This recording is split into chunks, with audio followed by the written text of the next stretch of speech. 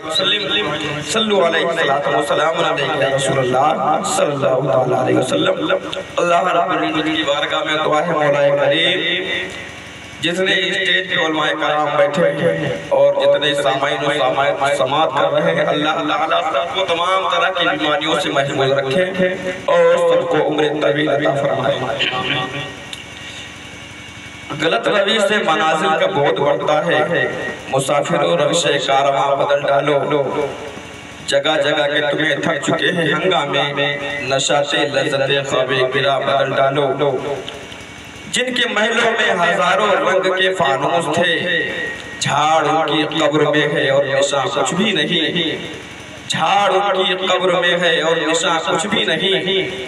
اور جن کی آمد کی صدا سے گونجتے تھے آسمان، جن کی آمد کی صدا سے گونجتے تھے آسمان، گوری بگلی کی جھپٹ میں پہلواں کچھ بھی نہیں۔ اور 4 دن کی چاندنی ہے پھر اندھیری رات ہے، اے تیرا حسن شباب نوجوان کچھ بھی نہیں، اے تیرا حسن شباب نوجوان کچھ بھی نہیں۔ عزیزان ملت اسلامیہ، ایک بچہ جب دنیا میں جنم لیتا ہے، دنیا میں قدم رکھتا ہے اور جیسے جیسے وہ بڑا ہوتا ہے اور دنیا میں آنے کے بعد ہر انسان بڑھتا ہے، بڑھتے بڑھتے انسان بالغ ہو جاتا ہے۔ جب بالغ ہو جاتا ہے اور پڑھائی لکھائی شروع کرتا ہے تو انسان جیسے جیسے اپنے زندگی کے قدم کو آگے بڑھاتا چلا جاتا ہے، اس کی زندگی بڑھتی چلی جاتی ہے اور پڑھائی لکھائی کرتے کرتے انسان ڈگریاں لیتا چلا جاتا ہے۔ اس کے لیے ہر موڑ پہ، ہر زندگی کے مرحلے پہ اور اس کا دماغ اور اس کی یہ فکر ہمیشہ یہ لگی رہتی ہے کہ ہم دنیا میں آئے ہیں تو دنیا میں کچھ اچھے کام کر جائیں، دنیا میں آئے ہیں تو زیادہ تعلیم حاصل کر لیں، دنیا میں آئے ہیں تو کوئی کارنامہ انجام دے کر کے چلے جائیں تاکہ رہتی دنیا تک ہمارا نام رہے، ہمارا چرچا رہے، ہمیں یاد کیا جائے۔ ایک انسان دنیا میں آنے کے بعد بڑا ہو جاتا ہوئے سوچتا ہے کہ دنیا میں زیادہ تعلیم حاصل کر لیں تاکہ لوگ ہمیں عزت دار کہیں، تاکہ ہماری عزت ہو، ہمارے آنے پہ کرسیاں خالی ہو جائیں۔ انسان دنیا میں آتا ہے سوچتا ہے کہ ہم زیادہ سے زیادہ پولیٹکس میں حصہ لے لیں تاکہ ہمارا بڑا علاقے میں نام ہو، ہمارے ضلع میں ہمارا نام روشن ہو اور بڑے بڑے ادھیکاریوں کے پاس ہماری بات لگے۔ عزیزان ملت اسلامیہ، انسان پڑھائی لکھائی کرتا ہے، اگر پڑھائی لکھائی نہیں کرتا ہے کاروبار میں لگ جاتا ہے تو کاروبار میں لگ جانے کے بعد انسان یہ سوچتا ہے کہ ہم اپنا کاروبار اتنا بڑھائیں، اپنا بزنس اتنا بڑھائیں کہ ہمارا شہرہ روپیے پیسوں میں ہمارا شہرہ ہو اور روپیے پیسے کی بنیاد پر ہم عزت دار کہے جائیں، ہمیں ہمارا جو ہے نعرہ لگے، ہمارے نام کے ساتھ عزت کا لفظ لگے، لوگ ہمیں کو رسپونس دیں اور ہماری حوصلہ افزائی کرتے رہیں، ہمیں عزت دار کہہ کر کے پکاریں اور بڑے ہم سماج میں ہمارا نام ہو۔ عزیزان ملت اسلامیہ، انسان کی یہی فکر بڑھتی جاتی ہے، ایک منزل ایسی آتی ہے وہ سوچتا ہے کہ دنیا کے زیادہ مال اکٹھا کر لیں اور سیاست میں زیادہ حصہ لے لیں اور زیادہ علم حاصل کر لیں تاکہ ہمارا دنیا میں نام ہو جائے۔ عزیزان ملت اسلامیہ، وہ یہ ساری باتیں اس لیے کرتا ہے، وہ ساری ڈگریاں اس لیے حاصل کرتا ہے تاکہ ہمیں عزت مل جائے۔ لیکن کیا علم کی بنیاد پہ کسی کو عزت ملتی ہے؟ کیا ڈگریاں حاصل کر لینے کی وجہ سے کسی کو عزت ملتی ہے؟ کیا روپیے پیسے کی بدولت کسی کو عزت ملتی ہے؟ کیا پولیٹکس میں حصہ لینے کے بعد کسی کو عزت ملتی ہے؟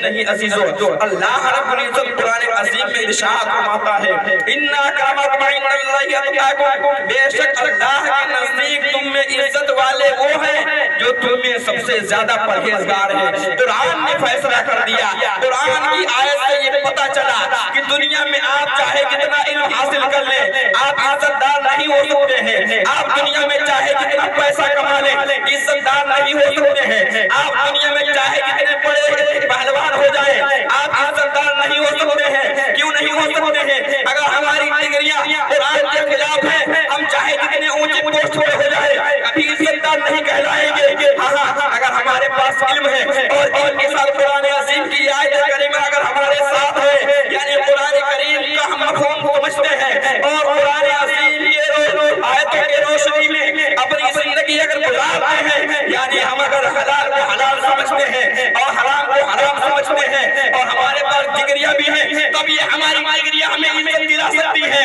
तब ये हमारा पॉलिटिक्स में हिस्सा लेना हमें इज्जत दिला सकता है। लेकिन हमारी जिंदगी अगर कुरान और हदीस के खिलाफ हो रही है, अगर हलाल को हलाल नहीं समझ रहे हैं, हराम को हराम नहीं समझ रहे हैं, तो हम दुनिया में चाहे जितने बड़े पहलवान हो जाए, दुनिया में चाहे जितना नाम कमा ले, दुनिया में चाहे जितना इल्म हासिल कर ले, दुनिया में हम चाहे जितने बड़े हो जाए, लेकिन कुरान की रोशनी से हम जाहिल रह जाएंगे और बेइज्जती के अलावा हमारे हाथ लगने वाला नहीं। अज़ीज़ान मिल्लत इस्लामिया, अगर किसी को इज्जत मिल सकती है दुनिया में तो तक़वा की बुनियाद मिल सकती है। कुरान अज़ीम की आयतों पर अमल करके मिल सकती है। कुरान ने अगर किसी चीज को हलाल कह दिया है और किसी चीज को हराम कह दिया है तो इन दोनों चीजों के मफ़हूम को समझने के बाद हमें इज्जत मिल सकती है।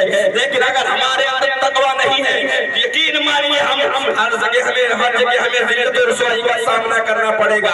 अज़ीज़ान मिल्लत इस्लामिया, हाँ इल्म की बुनियाद में इज्जत मिलती है। अल्लाह रब्बुल इज्जत ने हज़रत आदम अलैहिस्सलाम को ना जाने कितने उलूम का इल्म दिया था और अल्लाह ने इसी वजह से फरिश्तों को हुक्म दिया कि आदम अलैहिस्सलाम को सजदे ताज़ीमी करें, तो फरिश्तों ने सजदे ताज़ीमी किया। आदम अलैहिस्सलाम की इज्जत हुई इल्म की बदौलत।